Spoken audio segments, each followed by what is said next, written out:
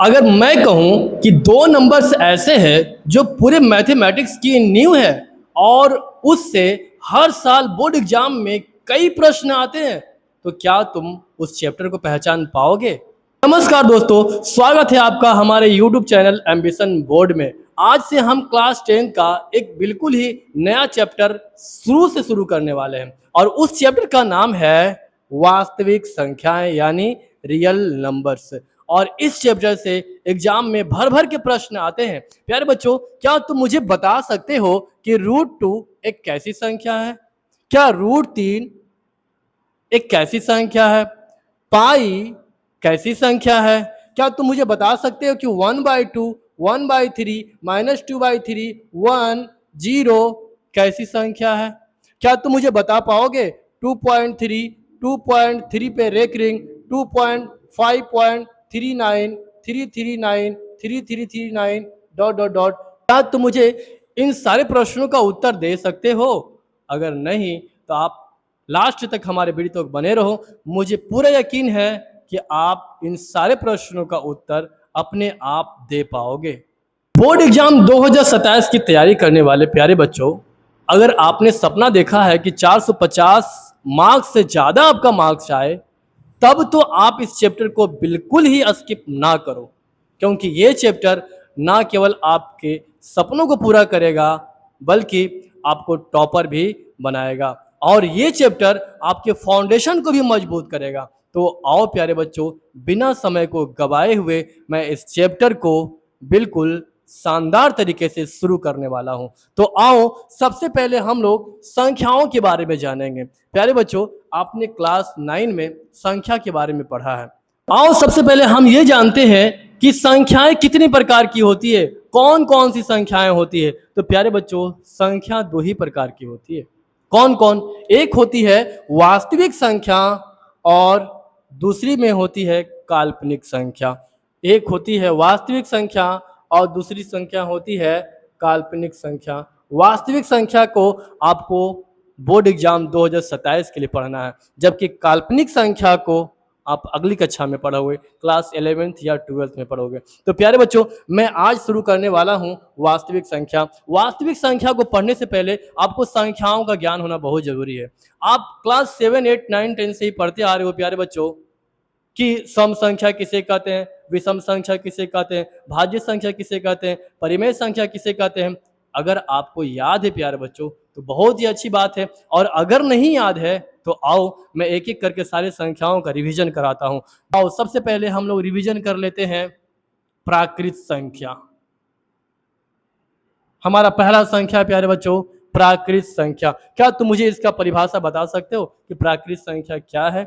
जरा सोचो, दिमाग पे जोर डालो। आपने क्लास 9 में इसके बारे में पढ़ा है, और क्लास 9 ही नहीं, ये क्लास 7, 6 से ही पढ़ना है प्यारे बच्चों। क्या तुम्हें पता है कि प्राकृत संख्या क्या है? इंग्लिश में इसे नेचुरल नंबर से भी कहते हैं। तो मैं बताता हूं प्यारे बच्चों, गिनती की संख्या को प्राकृत संख्या कहते हैं।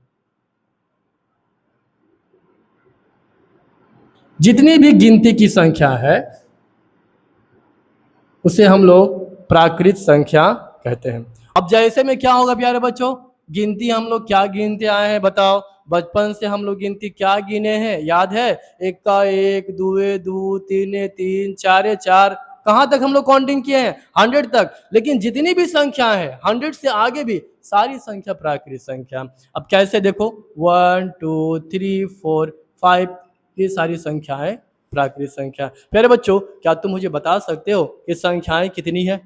क्या बता सकते हो? बताओ कितनी संख्याएं? नहीं प्यारे बच्चों, कोई भी नहीं बता सकता है कि संख्याएं कितनी है। संख्याएं अनंत है प्यारे बच्चों। आओ अब हम लोग पॉइंट नंबर 2 में देखते हैं पूर्ण संख्या। दूसरी संख्या क्या है प्यारे बच्चों? पूर्ण संख्या। ये पूर्ण संख्या क्या होता है? जैसे नाम से ही पता चल रहा है कि पूर्ण यानी पूरा होना चाहिए। प्यारे बच्चों जरा गौर करो, यहाँ पे देखो 1, 2, 3, 4, 5 है, लेकिन यहाँ पे 0 हमारा छूटा हुआ है। 0 हमारा इसमें शामिल नहीं है। तो प्राकृत संख्या में आप 0 को ऐड कर दो, यानी 0 से शुरू होने वाले प्राकृत संख्या को हम लोग क्या बोलेंगे? पूर्ण संख्या। आओ देखो इसका परिभाषा लिखते हैं।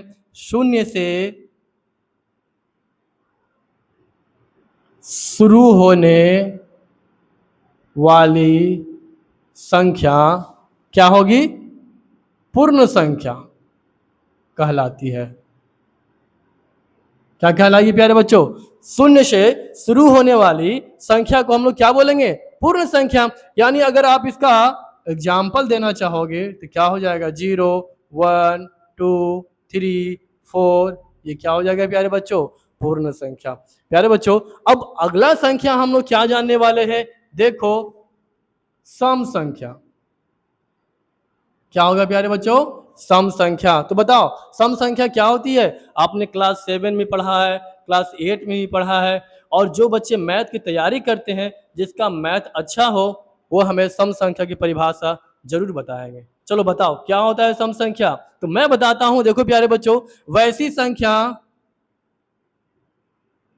जो 2 से पूर्णता कट जाए या पूर्णता विभाज्य हो जाए, वैसी संख्या को क्या बोलेंगे? क्या बोलेंगे? बताओ। सम संख्या। बताओ प्यारे बच्चों, सबसे छोटी सम संख्या क्या होगी?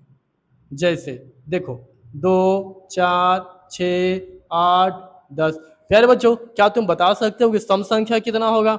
नहीं प्यारे बच्चों, किसी भी संख्या के बारे में हम नहीं बता सकते हैं कि वो कितना होगा, चाहे वो सम हो, चाहे विषम हो, चाहे पूर्णांक हो, चाहे परिमेय हो, चाहे अपरिमेय हो। हम किसी भी संख्या के बारे में कितना होगा ये अंदाजा नहीं लगा सकते हैं। तो प्यारे बच्चों देखो, हमारा यहाँ पे सम संख्या वैसी संख्या जो 2 से पूर्णता कट जाए, पूरा पूरी विभाजित हो जाए, उस संख्या को हम लोग क्या बोलेंगे? सम संख्या।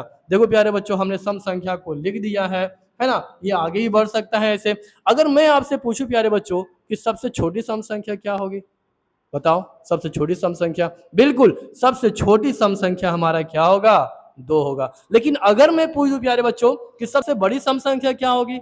बताओ सबसे बड़ी सम संख्या। तो नहीं, कोई भी नहीं बता सकता है प्यारे बच्चों। चलो आप जितनी भी बड़ी संख्या सोचो, उससे ही बड़ी संख्या कोई और बता देगा आपको।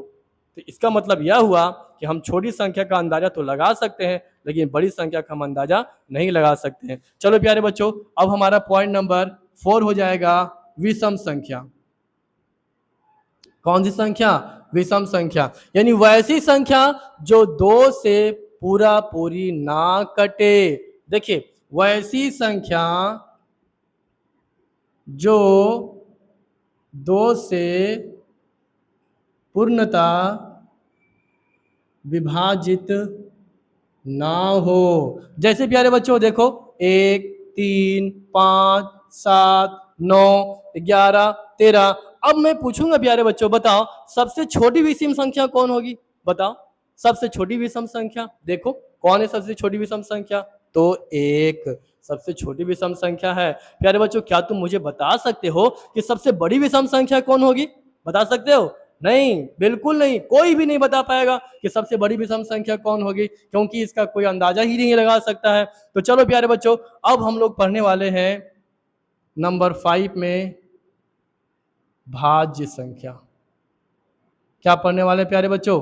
भाज्य संख्या। भाज्य संख्या क्या होता है प्यारे बच्चों? बताओ। आपने क्लास 9 में गुणनखंड पढ़ा है ना? आपने उसमें पढ़ा होगा कि एक संख्या को हम लोग गुना के रूप में तोड़ सकते हैं। आप जैसे देख लो, एक संख्या ले लो आप, 6। तो 6 को आप गुना के रूप में तोड़ सकते हो प्यारे बच्चों। कैसे? 6 बराबर लिख सकते हो 2 गुने 3 गुने 1, लिख सकते हो ना? यही इसका गुणनखंड हो गया प्यारे बच्चों। तो भाज्य संख्या क्या है? वैसी संख्या जो एक और अपने आप के अलावे दूसरी संख्या से भी कटती हो, उस संख्या को हम लोग क्या बोलेंगे? भाज्य संख्या। तो आओ हम लोग इसका परिभाषा भी लिख देते हैं प्यारे बच्चों। वैसी संख्या जो एक और अपने आप के अलावे किसी और संख्या से कट जाए, उसको हम लोग क्या बोलेंगे प्यारे बच्चों? उसको हम लोग भाज्य संख्या बोलेंगे। तो जैसे में क्या होगा प्यारे बच्चों? देखो, जैसे में होगा 4, 6, 8, 9 और भी बहुत सारे भाज्य संख्या होगा प्यारे बच्चों। अब ये कैसे भाज्य संख्या है, देखो 4 का आप गुणनखंड करो प्यारे बच्चों, तो 4 बराबर 2 गुने 2 गुने 1। अब 6 का करो प्यारे बच्चों, कितना होगा 2 गुने 3 गुने कितना हो जाएगा 2 गुने 3 गुने 1। अगर आपसे मैं पूछूं कि 20 का गुणनखंड करो तो कितना हो जाएगा 2 गुने 2 गुने कितना हो जाएगा प्यारे बच्चों 5। अब देखो ये 4 है, 2 से भी कट रहा, 1 से भी कट रहा और 4 से भी कट रहा, यानी कितना गुणनखंड हो गया इसका 3। अब देखो प्यारे बच्चों 6 2 से भी कट रहा, 3 से भी कट रहा, 1 से भी कट रहा, 6 से भी कटेगा, तो टोटल गुणनखंड कितना होगा इसका 4।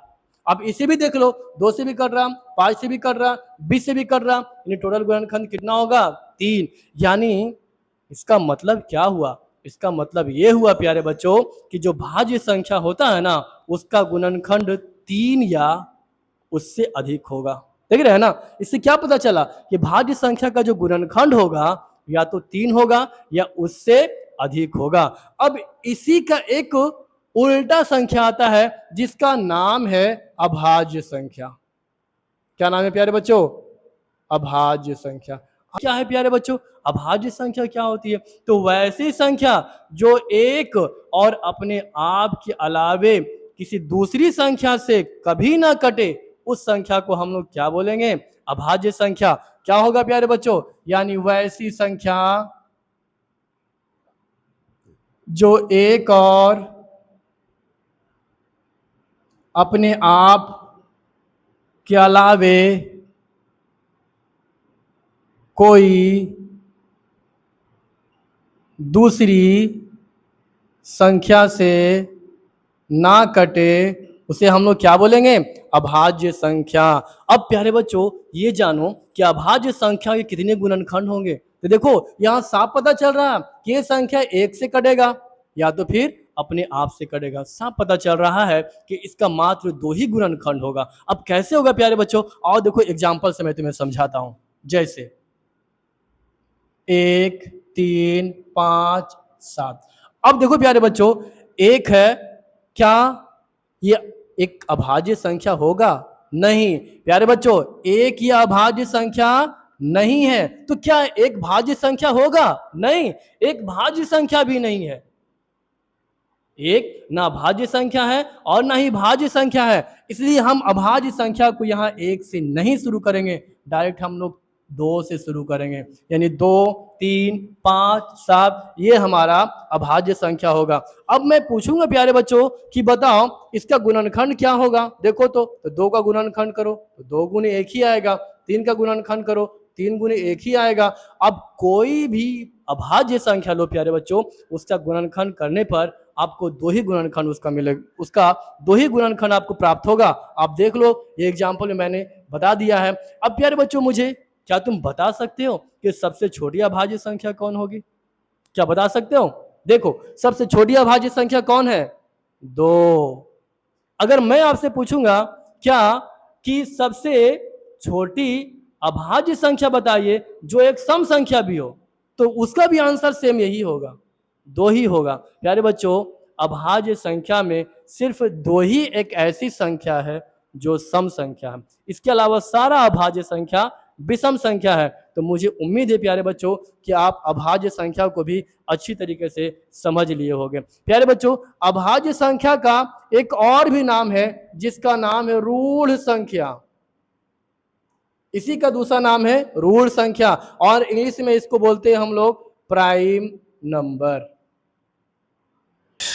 तो प्यारे बच्चों आज का ये वीडियो कैसा लगा हमें कमेंट में जरूर बताओ, और प्यारे बच्चों आपको मैथ में कहाँ दिक्कत होता है ये भी मुझे कमेंट में बताओ। अगर आपने ऐसा किया तो मैं आपके लिए एक अलग से वीडियो बना दूंगा। और प्यारे बच्चों अगर तुम क्लास 10 बोर्ड एग्जाम 2027 को और भी मजबूत बनाना चाहते हो और चाहते हो कि क्लास 10 2027 में तुम्हारा मार्क्स अव्वल दर्जे का रहे, तब तुम मेरे पिछले वीडियो को एक बार जरूर चेक करो, क्योंकि मैंने पिछले वीडियो में त्रिकोणमिति का एक चैप्टर बिल्कुल विस्तार से बताया है प्यारे बच्चों। और त्रिकोणमिति से तुम्हें पता है कि बोर्ड एग्जाम में 20 नंबर के मार्क्स आते हैं। तो प्यारे बच्चों एक बार हमारे पिछले वीडियो को जरूर चेक करो। और कल प्यारे बच्चों मैं आपको परिमेय संख्या, अपरिमेय संख्या, वास्तविक संख्या और उससे रिलेटेड जितने भी प्रश्न हैं जो कि प्रीवियस ईयर में आए हैं और जो आने वाले हैं, जो संभावित प्रश्न हैं,